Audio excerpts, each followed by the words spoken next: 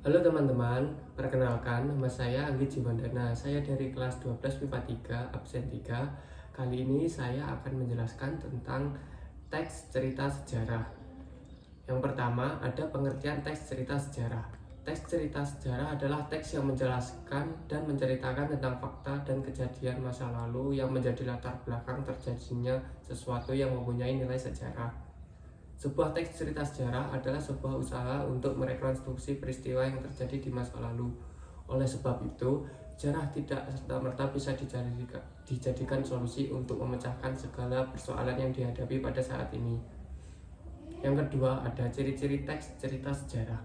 Adapun ciri-ciri yang dimiliki oleh teks cerita sejarah diantaranya disajikan secara kronologis atau urutan peristiwa.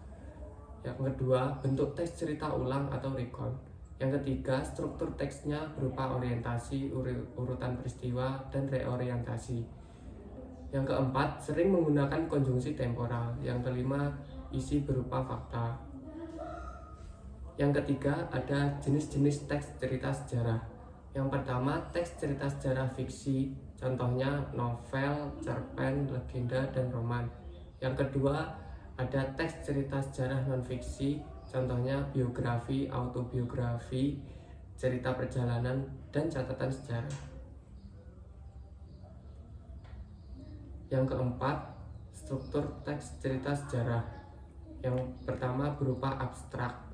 Abstrak adalah ringkasan atau inti cerita pada sebuah teks cerita sejarah bersifat opsional. Artinya sebuah teks cerita sejarah bisa saja tidak melalui tahapan ini. Abstraksi biasanya berisi pengenalan singkat tentang tempat atau tokoh. Yang kedua, ada orientasi. Orientasi adalah bagian awal dari sebuah teks cerita sejarah yang berisi suatu gambaran tentang sebuah peristiwa sejarah. Yang ketiga, ada komplikasi. Komplikasi adalah bagian dari suatu kejadian atau peristiwa yang dialami. Pada bagian ini dijelaskan tentang sebuah peristiwa yang terjadi pada sebuah kehidupan di masa lalu. Yang keempat, ada klimaks. Klimaks adalah puncak konflik dalam sebuah teks cerita sejarah. Pada saat klimaks inilah konflik mencapai tingkat intensitas yang tertinggi.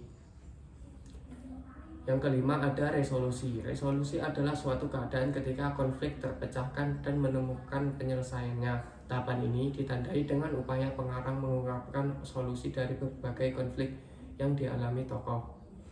Yang keenam, ada koda atau amanat. Koda atau amanat adalah bagian akhir dari sebuah teks cerita sejarah. Pengarang teks cerita sejarah mempunyai maksud menulis bagian koda ini, yaitu menyuarakan pesan moral sebagai tanggapan terhadap konflik yang terjadi. Koda juga disebut dengan reorientasi. Di dalam koda terdapat nilai-nilai atau ajaran moral yang dapat dipetik oleh pembaca teks cerita sejarah. Koda ini bersifat opsional, artinya boleh ada atau boleh tidak ada dalam sebuah teks cerita sejarah. Kemudian ada unsur-unsur teks cerita sejarah. Yang pertama ada unsur intrinsik, yang kedua ada unsur ekstrinsik. Unsur intrinsik berupa tema, alur, latar atau setting. Di dalamnya terdapat latar waktu, latar tempat, latar sosial. Kemudian ada tokoh dan penokohan. Kemudian ada sudut pandang, dan yang terakhir amanat. Yang kedua ada unsur ekstrinsik, yang berupa rekaman, kebesaran, ketinggian, dan kegemilangan pemerintah. Kemudian dari segi corak penceritaan. Kemudian ada lagi unsur bias, dan selanjutnya unsur keagamaan, unsur politik, unsur ekonomi, dan yang terakhir unsur sosial. Selanjutnya ada kaidah kebahasaan teks cerita sejarah.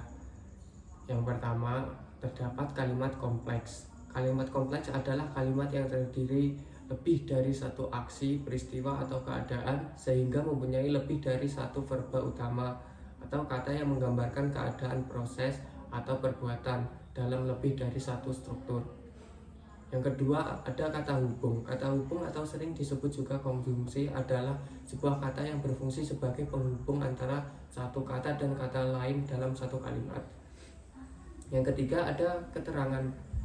Ada kata keterangan. Kata keterangan waktu merupakan kata keterangan yang menggambarkan kapan terjadinya suatu peristiwa. Misalnya kemarin, sekarang, besok, lusa, pagi, siang, atau malam.